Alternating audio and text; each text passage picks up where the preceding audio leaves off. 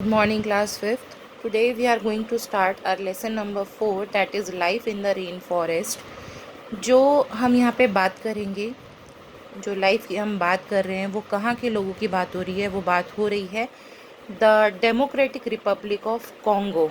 ठीक है, ये जो है एक कंट्री है आपके साउथ अफ्रीका में, जो सेंट्रल अफ्रीका में ये कंट्री है आपकी। ठीक है, तो अब हम आगे पढ़ते हैं इस सेंट्रल अफ्रीका की कंट्री के बारे में।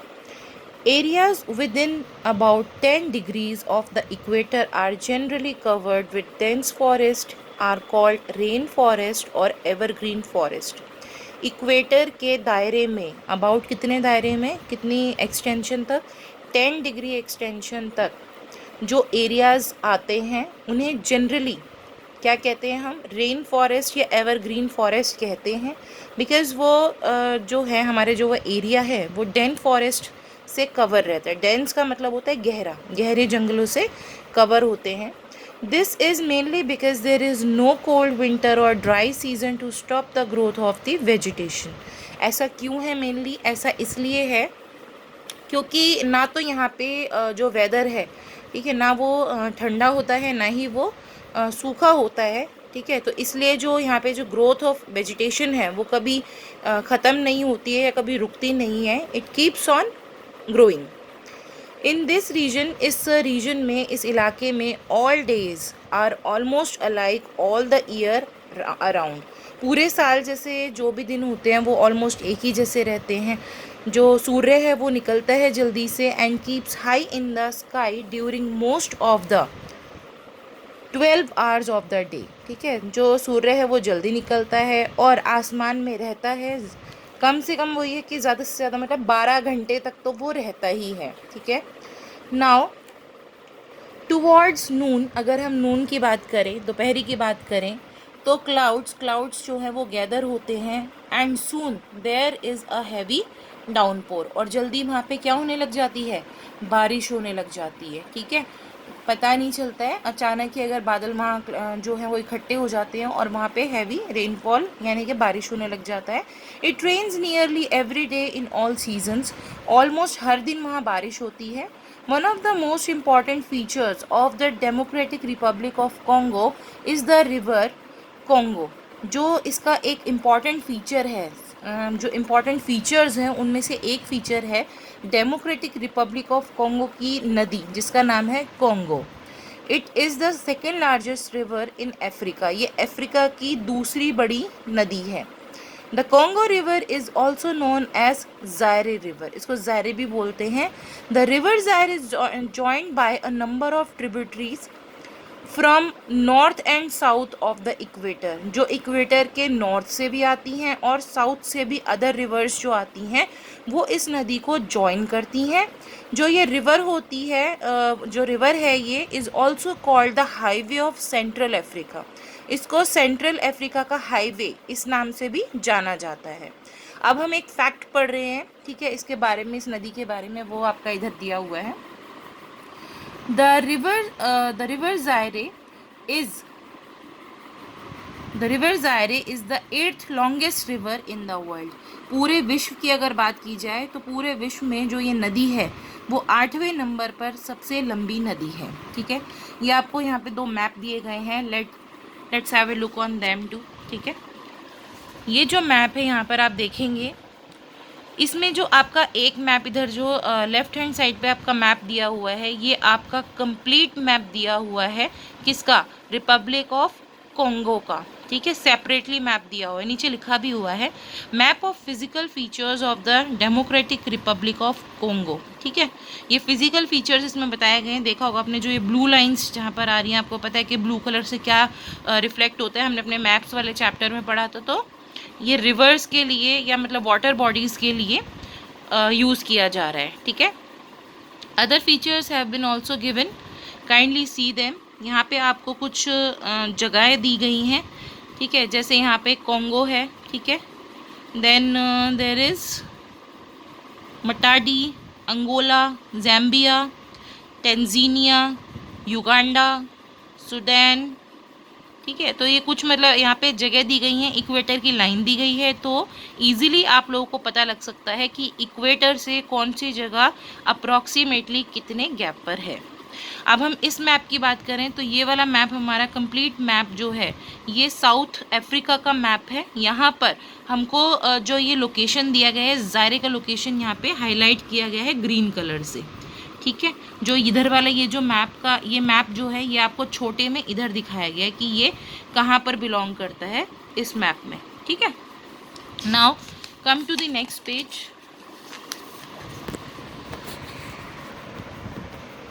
If we look at the map, अगर हम मैप की तरफ देखें, मैप की बात करें, तो जो डेमोक्रेटिक रिपब्लिक ऑफ कॉन्गो है, we all see that the equator, हम क्या देखेंगे कि जो इक्वेटर है हमारा वो हमारा रन करता है नॉर्थ से, ठीक है, नॉर्थ साइड से आ रहा है। It is surrounded by 9 countries, 9 countries वहाँ पे गिवन है मैप में। अभी अभी हमने देखा, कुछ कंट्रीज़ के नाम भी पढ़े हमने। सो दीज 9 कंट्रीज़ आर, यहाँ पे आपको नाम दिए गए हैं, वो है आपके Central African Republic and Sudan in the north, Zambia and Angola in the south, Uganda and Rwanda, Tanzania, Burundi in the east and Congo in the west, ठीक है। नाउ जो क्लाइमेट और हमारा वेजिटेशन है वो कैसा है यहाँ पे, अब हम इसके बारे में पढ़ेंगे। So the Democratic Republic of Congo experiences a hot and wet climate throughout the year. यहाँ पे क्या होता है कॉन्गो में, जो आप एक्सपीरियंस करेंगे वो बिल्कुल गर्म और जो वेट यानी कि गीला जो क्लाइमेट है वो एक्सपीरियंस करेंगे ऑलमोस्ट पूरे ही साल, यानी कि गर्मी बहुत होगी और पर बारिश भी होगी। द टेम्परेचर इज़ हाई, यानी कि ज़्यादा रहता है टेम्परेचर, यहाँ पर गर्मी होती है। मॉर्निंग्स जो होती हैं वो जनरली यहाँ पे प्लीजेंट यानी अच्छी होती हैं, ब्राइट सनशाइन के साथ होती हैं, पर ह्यूमिडिटी भी उतनी ही ज़्यादा होती है जो कि यहाँ के लोगों को रहने के लिए अनकम्फर्टेबल फील होता है। एट नून की बात की जाए तो जो टेम्परेचर है वो बढ़ता जाता है, धीरे धीरे काफ़ी बढ़ जाता है, तो और जो गर्मी है वो अनबियरेबल हो जाती है, यानी कि उसको बर्दाश्त करना मुश्किल हो जाता है। In the afternoon around 3 PM, 3 बजे के आसपास की अगर बात की जाए यहाँ पर, तो जो स्काई है वहाँ पर क्या हो जाते हैं, वो ओवरकास्ट विद क्लाउड्स यानी कि बादल जो है इकट्ठे हो जाते हैं। And there is a heavy rainfall for a short period, और कुछ समय के लिए यहाँ पे बारिश हो जाती है, अचानक ही बारिश हो जाती है ज़रा सी। तो इवनिंग्स और नाइट जो है वो यहाँ पे कूल एंड कंफर्टेबल होती हैं, यानी कि इतनी गर्मी नहीं होती है और कंफर्टेबल होती हैं। In hot and humid regions, अगर हम हॉट एंड ह्यूमिड इलाकों की बात करें तो जो पेड़ हैं और जो दूसरे प्लांट्स हैं वो जल्दी ग्रो होते हैं। Dense forest have limited commercial use due to shortage of transport. यहाँ पे जो डेंस फॉरेस्ट है यहाँ पे उनका जो यूज़ है, कमर्शियल यूज़ है वहाँ पे, वो बहुत ही कम है, क्योंकि यहाँ पर ट्रांसपोर्ट की शॉर्टेज है, यातायात की सुविधा प्रॉपर नहीं है यहाँ पर। फॉरेस्ट जो हैं इस रीजन में वो कंटेन करते हैं एक लार्ज वेराइटी ऑफ ट्रीज़, ठीक है, ऑक्यूपाई है वहाँ पे बहुत सारे बड़े बड़े पेड़ हैं। Most of these trees are tall and form a canopy of leaves at the top, और जिनकी पत्तियाँ उनके टॉप पे कैनोपाई जो है वो आपको मिलेगा। Even sunlight can not pass through this canopy, इस कैनोपाई के आर पार जो है वो सनलाइट भी नहीं जा सकती है। अब वो क्या है वो हम देखते हैं कैसे है। ये जो फॉरेस्ट होते हैं remain green through out the year, पूरे साल ऐसे ग्रीन रहते हैं, एंड आर दस कॉल्ड एवरग्रीन फॉरेस्ट, इसीलिए इनको एवरग्रीन फॉरेस्ट कहा जाता है। ये जो फॉरेस्ट होते हैं ये इतने गहरे होते हैं कि उनके पास में मतलब उनके आर पार जो है देखना मुश्किल है ना। और जो उसके कुछ पार्ट्स हैं where the climate is not so hot and wet, the vegetation is different, जहाँ पे इतनी गर्मी नहीं है या इतना ज़्यादा मॉइस्चर नहीं है, वहाँ पे जो वेजिटेशन है यानी कि जो हमारी फसल है वो अलग है, डिफरेंट है, ठीक है। Here grasslands with short trees are found, यहाँ पे आपको घास मिलेगी, है ना, ज़मीन पे घास मिलेगी, और जो पेड़ हैं वो इतने लंबे नहीं मिलेंगे, छोटे पेड़ मिलेंगे। So these grasslands are called savanna बोलेंगे हम इसको, ठीक है। अब वाइल्ड लाइफ की बात करते हैं, यहाँ पे जो जानवर हैं उनका कैसे क्या है। वाइल्ड लाइफ में the dense forest of this country are home to a large number of animals. जो ये डेंस फॉरेस्ट है ये मतलब बहुत सारे एनिमल्स यहाँ पे रहते हैं, उनका घर है यहाँ। Antelopes, rhinoceros, tigers, lions, jaguars, leopards, hyenas, hippopotamus and zebra are found here. ये सारे एनिमल्स यहाँ पे आपको मिल जाएंगे। कुछ जो मंकीज़ की वैरायटी है, ठीक है, उनका जो टाइप है वो भी यहाँ पे मिल जाएगा आपको, like gorillas, chimpanzees and baboons, ठीक है, वो भी आपको यहाँ पे मिल जाएगा, वो लोग भी यहाँ पर रहते हैं। Now come to your next page, page number 29, forest in the abundance, ठीक है। तो यहाँ पे रहते हैं ये सब। ओकापी, ओकापी कौन है? ओकापी क्या है? यहाँ पे एक हॉर्स लाइक एनिमल है जो सिर्फ जो यहाँ पर पाया जाता है, okapi. The Democratic Republic of Congo is also known as the natural zoo of the world. ये इसको इस नाम से भी जाना जाता है क्योंकि यहाँ पे जो आपकी इनका जो वो वाइल्ड लाइफ है वो आराम से यहाँ पे नेचुरली हैबिटेट करता है, यानी रहता है, तो इसको वर्ल्ड में नेचुरल जू के नाम से जाना जाता है, natural zoo of the world के नाम से। अब बात करते हैं कामकाज की, यानी इंडस्ट्री की। इंडस्ट्री का क्या हाल है यहाँ? The region has rich mineral resources like copper, cobalt, manganese and tin. ये जो हमारे यहाँ पे जो कुछ हमारे मतलब यहाँ पे मेटल्स हैं वो यहाँ पे इजीली पाए जाते हैं, ठीक है, वो हमारे copper, cobalt, manganese and tin है। It is the largest producer of the cobalt and industrial diamonds in the world, ठीक है। यहाँ पे जो कोबाल्ट है और जो इंडस्ट्रियल डायमंड्स हैं, डायमंड्स की खान है यहाँ पे, तो वो यहाँ पे वर्ल्ड में बहुत ज़्यादा मात्रा में पाए जाते हैं। सबसे बड़ा जो खान कहेंगे हम हीरो की, वो यहाँ पर अवेलेबल है, ठीक है। Most of the income of this region comes from the export of these minerals. जो ज़्यादातर इनकम इसकी यहाँ जो इनको आती है वो एक्सपोर्ट से आती है। जब इन मिनरल्स का ये एक्सपोर्ट करते हैं, यानी इनको बाहर भेजते हैं और उस पर पैसा कमाते हैं।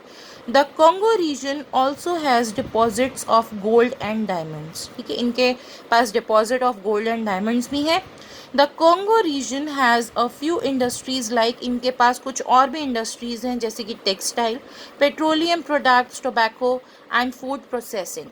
ये जो हैं वो कहाँ पे लोकेट करती हैं? यहाँ की जो बड़े बड़े शहर हैं like Kinshasa and another is Lubumbashi, then Brazzaville, Brazzaville, and that is Matadi, ठीक है, Matadi, last one is Matadi। Then agriculture की बात करते हैं यहाँ पे। एग्रीकल्चर जो है यहाँ पे the main occupations of people of the Democratic Republic of Congo are farming and mining. जो ज़्यादा जो इनका मतलब प्राइम जो इनका सोर्स है ऑक्यूपेशन का, वो है इनका फार्मिंग एंड माइनिंग। फार्मिंग में ये फसल उगाते हैं और माइनिंग में यानी ये मिनरल जो इनके रिसोर्सेज हैं उनको निकालते हैं।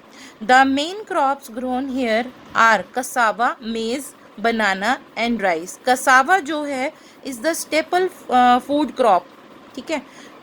देन कसावा प्लांट जो है has long and fleshy roots और ट्यूबर्स अंडर द ग्राउंड। ये जैसे ज़मीन में इसकी जो रूट्स हैं आपने सुना होगा, ठीक है, जिसकी रूट्स अंडर जो है होती हैं, मतलब अंडर सॉइल होती हैं, उस टाइप से है ये कसावा प्लांट जो है आपका, ठीक है। तो इसका जो काम होता है वो एक स्टेपल फूड का मतलब होता है, जो आटा मतलब जिसका हम बनाते हैं या जो हम मतलब उसको पाउडर फॉर्म में मतलब हम उसको यूज़ करते हैं, ठीक है।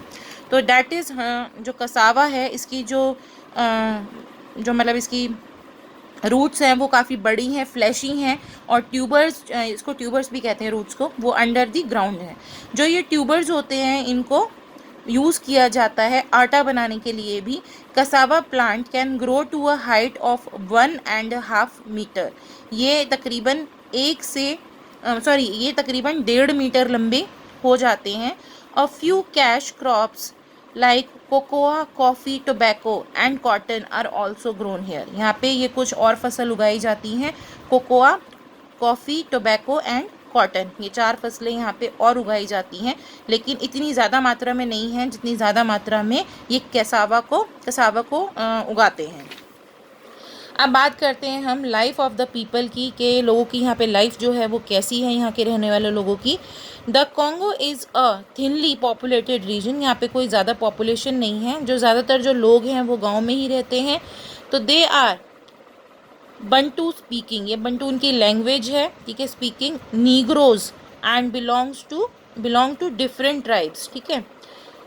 ये जो नीग्रोज हैं और अदर जो हैं यहाँ पे ट्राइब्स जो हैं मतलब अलग अलग उसको बिलोंग करते हैं ना। जो मेजॉरिटी है यहाँ पे लोगों की वो क्रिश्चियंस की मेजॉरिटी है। Women wear a long dress, वो किस तरीके के कपड़े पहनते हैं, एक लंबी ड्रेस पहनती हैं विमेन, और जो मेन हैं वो ट्राउज़र्स एंड जैकेट पहनते हैं। The pygmies are a, next page पे आएंगे। The Pygmies are a primitive and native tribe of the Congo region। जो यहाँ पे जो आपका ये जो दिया गया है, इसको अंडरलाइन कर लीजिए इस वर्ड को, पिग्मीज़ को, ठीक है। जो ये पिग्मीज़ है ये यहाँ का जो है सबसे पुराने, इस रीजन का सबसे पुराना ट्राइब है।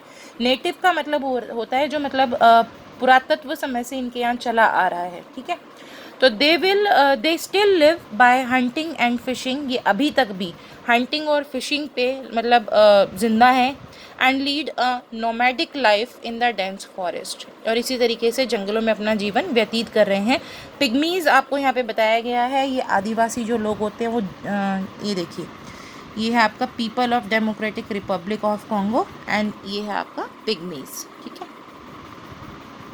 Now people over here are fond of music, यहाँ के लोगों को म्यूज़िक और डांस बहुत पसंद है। People dance in the traditional way wearing colourful costumes, जब यहाँ के लोग जो है वो डांस करते हैं अपने ट्रेडिशनल वे में तो वो कलरफुल कॉस्ट्यूम्स पहनते हैं। French, English, Bantu are the main languages spoken by the people of this country, ये 3 लैंग्वेज यहाँ पे आसानी से और ज़्यादा मात्रा में बोली जाती हैं। फ्रेंच, इंग्लिश एंड बंटू, ये है यहाँ की मेन लैंग्वेज है। फ्रेंच जो है यहाँ की ऑफिशियल लैंग्वेज है। ऑफिशियल लैंग्वेज का मतलब है जैसे सपोज़ वर्ल्ड में अगर इनको रिकॉग्नाइज़ किया जा रहा है तो इनकी जो लैंग्वेज है वो फ्रेंच के उससे इनको रिकॉग्नाइज़ किया जाएगा। जैसे भारत को हिंदी के नाम से जो है रिकॉग्नाइज़ किया जाता है, हिंदी भाषा के नाम से, यहाँ पर इनकी जो लैंग्वेज है वो फ्रेंच है, मेन जो लैंग्वेज है इनकी।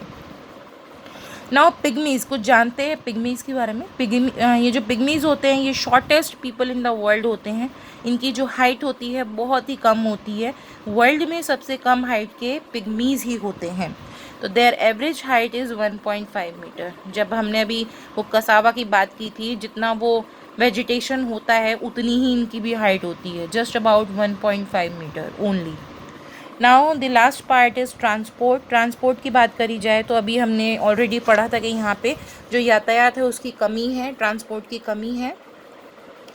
द कॉन्गो रिवर, जो कॉन्गो रिवर है, is the chief means of transportation for the people of this country, ठीक है। जो कॉन्गो रिवर है वो सबसे बड़ा यहाँ पे मीन्स ऑफ ट्रांसपोर्टेशन है लोगों के लिए, इस कंट्री के लिए।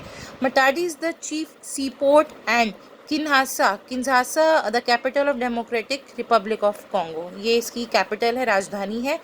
और मटाडी जो है यहाँ पे इनका सी पोर्ट है, ठीक है। सी पोर्ट का मतलब है जहाँ इनके पानी के जहाज़ वगैरह होते हैं, ठीक है। नाउ जो Republic of Congo, democratic Republic of Congo की जो राजधानी है वो इनका एक इम्पॉर्टेंट रिवर पोर्ट भी है, ठीक है।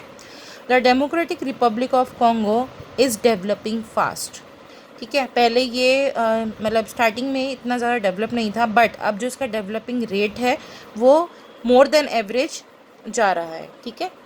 नाउ ये आपको दिखाया गया है, यहाँ पे देखेंगे आप, the river Congo, this is ज़ाहिर है ये फ़ोटो दी गई है उस रिवर की। And this one is Matadi sea port, ये सी पोर्ट दिया है, देखिए, this is the sea port over here, जहाँ जहाज़ वगैरह सब खड़े भी होते हैं और यहाँ पे इनका एक्सपोर्ट होता है, ठीक है। Now there are some points to remember, ये पॉइंट्स जो हैं ये आपको खुद पढ़ने हैं। ये कुछ इंपॉर्टेंट पॉइंट्स दिए गए हैं, यहाँ पे कुछ टर्म्स दी गई हैं, ये चैप्टर से कम्प्लीटली रिलेटेड है and you need to read them properly. That's all.